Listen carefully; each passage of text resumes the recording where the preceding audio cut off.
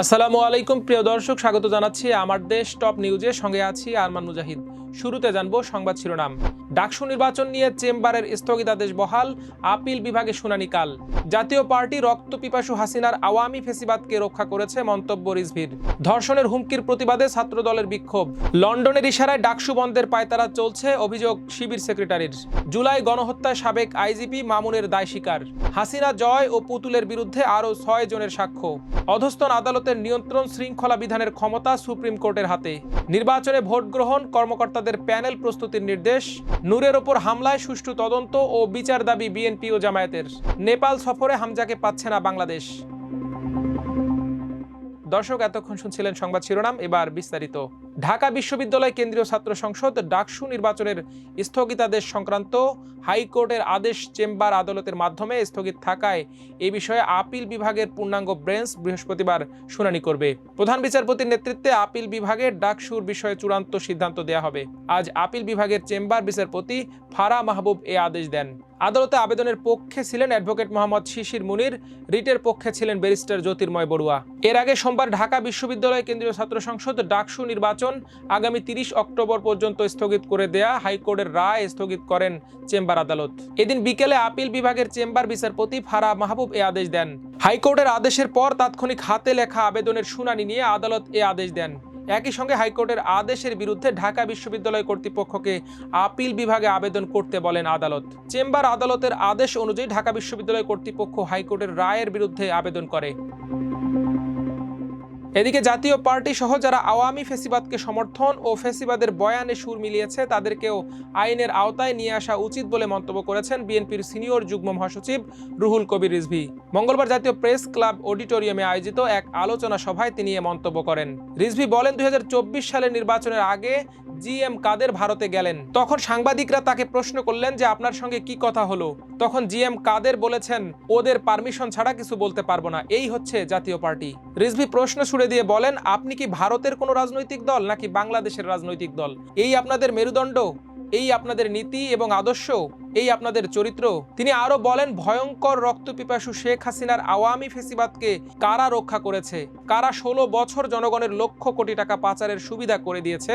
কারা এই দেশকে আওয়ামী ভয়ঙ্কর স্বেচ্ছাতন্ত্রকে প্রতিষ্ঠা করার দায়িত্ব পালন করেছে? তার মধ্যে একটি হচ্ছে জাতীয় পার্টি। আপনারা একটা কুলিং টাইম চান। 2008 থেকে 2009 সালে ক্ষমতায় আসার পর শেখ হাসিনা 2 বছরের একটা কুলিং টাইম দিয়েছেন, তারপরে টর্চার করেছেন।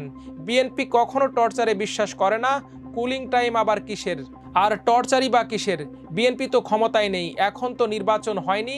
বিএনপি কখনো কোনো অবস্থাতেই বেআইনিভাবে কোনো নির্যাতন অত্যাচারে বিশ্বাসী নয়। রিজভী বলেন, আমরা প্রত্যেকে ভুক্তভোগী, সবাই সর্বনিম্ন 500 মামলায় আক্রান্ত।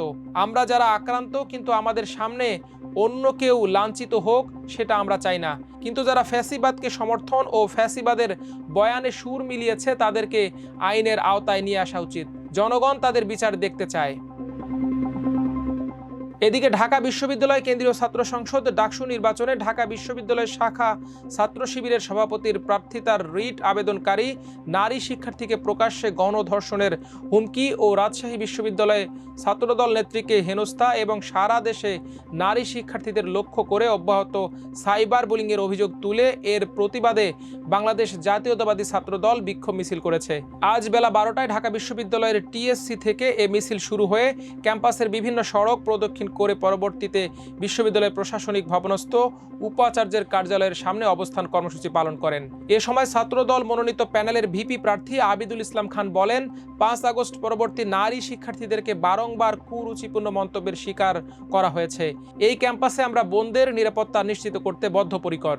ডাকসু প্রার্থী বিএম ফাহমিদা আলমকে গণধর্ষণের হুমকি প্রদানকারী আলী হোসেনকে কুলাঙ্গার বলে উল্লেখ করে তিনি তার বিরুদ্ধে একাডেমিক ও রাষ্ট্রীয় ব্যবস্থা নেওয়ার দাবি করেন। এর আগে গতকাল সারা দেশের সকল ক্যাম্পাসে এই বিক্ষোভ মিছিল কর্মসূচির ঘোষণা করে ছাত্রদল। এদিকে লন্ডনের ইশারায় ঢাকা বিশ্ববিদ্যালয় কেন্দ্রীয় ছাত্র সংসদ ডাকসু ও হল সংসদ নির্বাচন বন্ধের পায়তারা চলছে বলে মন্তব্য করেছেন বাংলাদেশ ইসলামী ছাত্র শিবিরের সেক্রেটারি জেনারেল নুরুল ইসলাম সাদ্দাম। আজ ডাকসু নির্বাচন বানচালের ষড়যন্ত্র, নারী হেনস্থা, চট্টগ্রাম ও বাংলাদেশ কৃষি বিশ্ববিদ্যালয়ের শিক্ষার্থীদের ওপর হামলা এবং ছাত্র শিবিরের বিরুদ্ধে অব্যাহত মিথ্যাচারের প্রতিবাদে বিক্ষোভ মিছিল ও সমাবেশে প্রধান অতিথির বক্তব্যে তিনি এ মন্তব্য করেন। সাদ্দাম বলেন, আমরা গভীর উদ্বেগের সঙ্গে লক্ষ্য করছি অভ্যুত্থান পরবর্তী জুলাইয়ের আকাঙ্ক্ষা ছাত্র সংসদ নির্বাচন বানচালের পায়তারা চলছে। বিভিন্ন ক্যাম্পাসে ছাত্র সংসদের তফসিল ঘোষণায় একটি পক্ষের আতে ঘা লেগেছে। তারা ছাত্র সংসদ নির্বাচন বন্ধে কালো থাবা দেওয়ার চেষ্টা করছে। তিনি আরও বলেন, দেশের বাইরে থেকে বিভিন্ন বিশ্ববিদ্যালয় প্রশাসন নিয়ন্ত্রণ করার চেষ্টা চলছে, প্রশাসনও তাদের ইশারায় চলছে। ইতোমধ্যে ডাকসু নির্বাচন বন্ধে তারা সর্বোচ্চ প্রচেষ্টা চালিয়েছে, যা এক গভীর ষড়যন্ত্রের অংশ, যা বাস্তবায়ন হতে দেয়া হবে না। তিনি আরও বলেন, ছাত্র সংসদ নির্বাচনে হেরে যাওয়ার ভয়ে নির্বাচন বয়কট করার চেষ্টা করছে ছাত্রদল, বাম দলগুলো সহ বেশ কিছু সংগঠন। এই হীন চেষ্টা বাস্তবায়ন হতে দেয়া হবে না। ঢাকা বিশ্ববিদ্যালয়ে শিবির ঠেকানোর জন্য ছাত্রদল, বাম সহ সব এক হয়েছে বলে অভিযোগ করেন তিনি। এদিকে জুলাই আগস্ট বাস্তবায়নে সংগঠিত মানবতা বিরোধী অপরাধের জন্য আন্তর্জাতিক অপরাধ ট্রাইব্যুনালে ক্ষমা চেয়েছেন সাবেক আইজিপি চৌধুরী আবদুল্লাহ আল মামুন। মঙ্গলবার ট্রাইব্যুনাল 1-এ দায় স্বীকার করে গণহত্যার শিকার প্রত্যেক পরিবার, আহত ব্যক্তিবর্গ, দেশবাসী ও ট্রাইব্যুনালের কাছে ক্ষমা চান তিনি। জবানবন্দিতে মামুন বলেন, এসবের দায় আমি স্বীকার করছি। তৎকালীন প্রধানমন্ত্রী শেখ হাসিনা ও সাবেক স্বরাষ্ট্রমন্ত্রী আসাদুজ্জামান খান কামালের নির্দেশে এই গণহত্যা সংগঠিত হয়।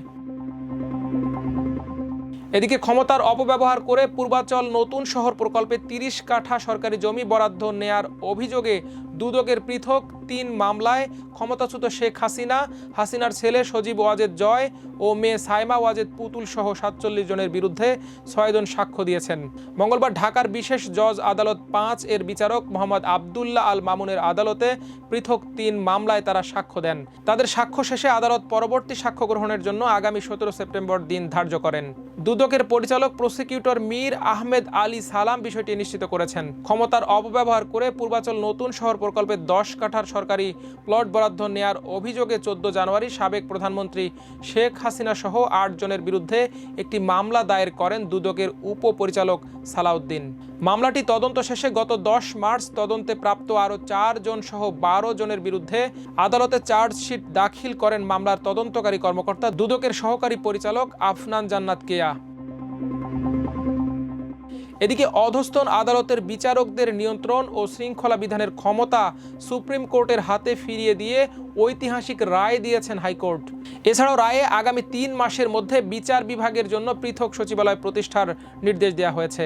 মঙ্গলবার বিচারপতি আহমেদ সোহেল ও বিচারপতি দেবাশিস রায় চৌধুরীর সমন্বয়ে গঠিত হাইকোর্টের ডিভিশন বেঞ্চ এই রায় দেন। রায়ে সংবিধানের 116 অনুচ্ছেদ সংশোধন বাতিল করে পূর্বের অবস্থায় ফিরিয়ে দিয়ে এ সংক্রান্ত রুল যথাযথ ঘোষণা করেন আদালত। আদালতে এ সংক্রান্ত রিটের পক্ষে শুনানি করেন আইনজীবী মোহাম্মদ শিশির মুনির, রাষ্ট্রপক্ষে শুনানি করেন attorney general Mohammad Asaduzzaman, amicus curiae হিসেবে শুনানি করেন সিনিয়র আইনজীবী শরীফ ভূঁইয়া, আর ইন্টারভেনর হিসেবে শুনানি করেন আইনজীবী আহসানুল করিম। সংবিধানের 116 অনুচ্ছেদ 2017 সালের জুডিশিয়াল সার্ভিস নীতিমালার বৈধতা চ্যালেঞ্জ করে এবং বিচার বিভাগীয় পৃথক সচিবালয় প্রতিষ্ঠার নির্দেশনা চেয়ে গত বছরের 25 আগস্ট সুপ্রিম কোর্টের 7 আইনজীবী রিটটি করেন।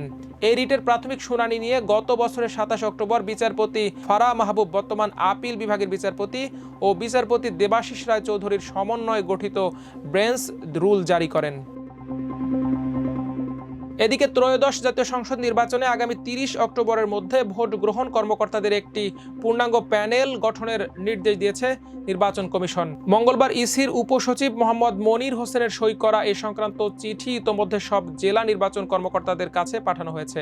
চিঠিতে বলা হয়েছে, আগামী 30 অক্টোবরের মধ্যে প্রিজাইডিং অফিসার, সহকারী প্রিজাইডিং অফিসার এবং পোলিং অফিসারদের প্যানেল প্রস্তুত করে কমিশনে জমা দিতে হবে। এজন্য জেলা নির্বাচন কর্মকর্তাদের স্থানীয় প্রশাসনের সহায়তায় সরকারি, আধা সরকারি, স্বায়ত্তশাসিত ও বেসরকারি প্রতিষ্ঠান এবং শিক্ষা প্রতিষ্ঠানগুলো থেকে শ্রেণী বা গ্রেড ভিত্তিক কর্মকর্তা কর্মচারীদের তালিকা সংগ্রহ করতে বলা হয়েছে।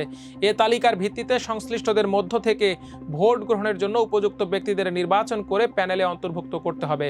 প্যানেলে কারা অন্তর্ভুক্ত হতে পারবেন সে বিষয়েও চিঠিতে বিস্তারিত নির্দেশনা দেওয়া হয়েছে। সে সঙ্গে চিঠিতে নারী ভোট কেন্দ্রে দায়িত্ব পালনের বিষয়টি বিবেচনায় রেখে নির্বাচন কমিশন পর্যাপ্ত সংখ্যক মহিলা সহকারী প্রিজাইডিং অফিসার ও পোলিং অফিসার রাখার নির্দেশ দিয়েছেন।